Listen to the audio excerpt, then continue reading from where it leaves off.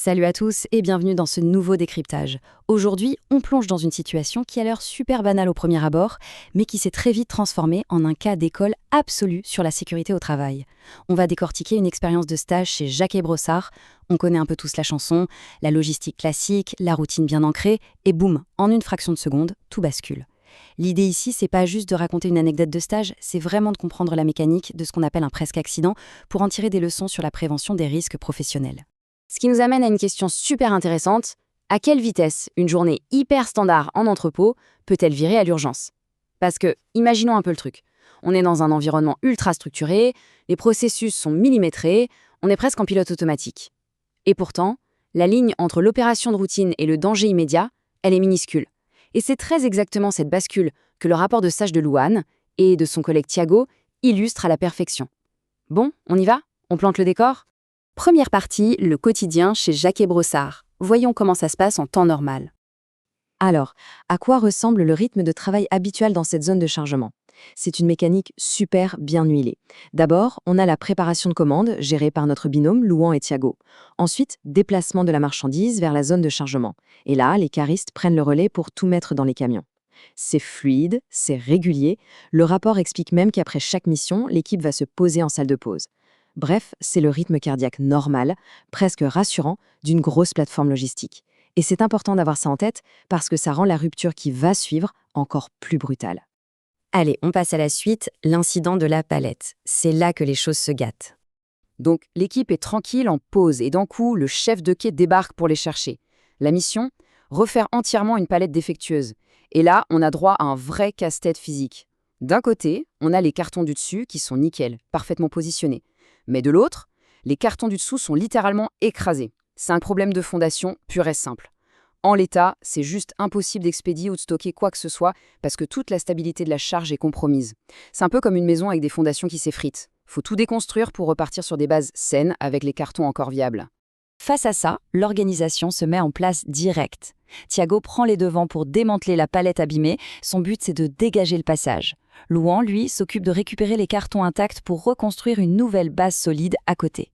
C'est un super travail d'équipe, très synchrone, l'un défait, l'autre fait. Jusqu'ici, on se dit que la situation est sous contrôle, tout roule. Enfin, jusqu'à un moment très précis. Louane vient m'aider. Les cartons tombent. Cette citation, tirée texto du rapport, c'est le point culminant de l'incident. Le rythme change d'un coup. Fini la reconstruction méthodique, place à la panique. La palette, qui était déjà hyper instable avec ses cartons écrasés à la base, perd subitement toute sa structure. C'est l'effondrement en chaîne. Lohan raconte qu'il a dû foncer pour aider Thiago en urgence. Ce cri du cœur, ça fait tout basculer. On n'est plus du tout dans une petite correction logistique là. On est carrément dans une opération de sauvetage pour éviter l'accident. Ce qui nous propulse vers notre dernière grande partie, éviter l'accident du travail. Regardons de plus près les risques réels de cette situation. Dans le compte-rendu, on retrouve un terme technique très spécifique qu'il faut définir, la chute de plein pied. Concrètement, c'est le fait de glisser, de trébucher ou de tomber sur un même niveau, par exemple sur le sol en béton de l'entrepôt. Ce n'est pas une chute depuis une échelle. Pourquoi on en parle ici? Eh bien parce que quand une montagne de cartons s'effondre d'un coup autour de quelqu'un, ça crée instantanément une tonne d'obstacles totalement imprévus. En essayant d'esquiver la marchandise ou de la retenir, c'est super facile de se prendre les pieds dans le plastique, de perdre l'équilibre et de s'étaler de tout son long. Et attention, les conséquences sont loin d'être anodines. Le rapport met clairement en évidence un danger majeur qui a été évité de justesse, un risque très élevé de fracture. C'est une réalité physique brutale. Si Louane n'avait pas réagi au quart de tour pour aider Thiago et retenir la charge, l'impact des cartons ou une mauvaise chute de plein pied de Thiago aurait très bien pu se solder par un os brisé.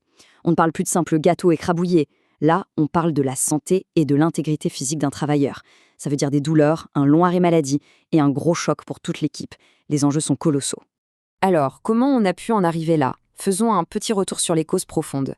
Ok, on avait des cartons écrasés à la base, ça rendait le tout instable, on est d'accord, mais la vraie étincelle, le déclencheur immédiat, c'est le manque d'un outil tout bête, un cutter, et le fait d'avoir forcé sur le film plastique à main nue.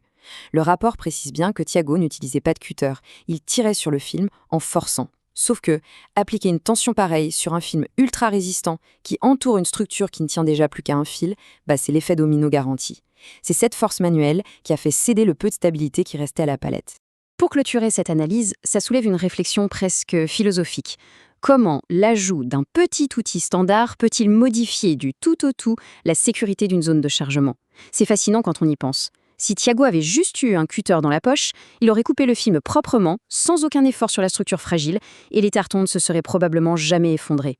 Ce qu'on retient de cette plongée dans le rapport, c'est que les grands accidents sont souvent évités par des détails minuscules. L'absence d'une petite lame a failli transformer une bête réfection de palette en urgence médicale. Ça donne vraiment matière à réfléchir sur nos propres environnements de travail. Quels sont ces petits outils manquants qui, l'air de rien, séparent la routine du danger? On se laisse là-dessus. À très vite pour une prochaine analyse.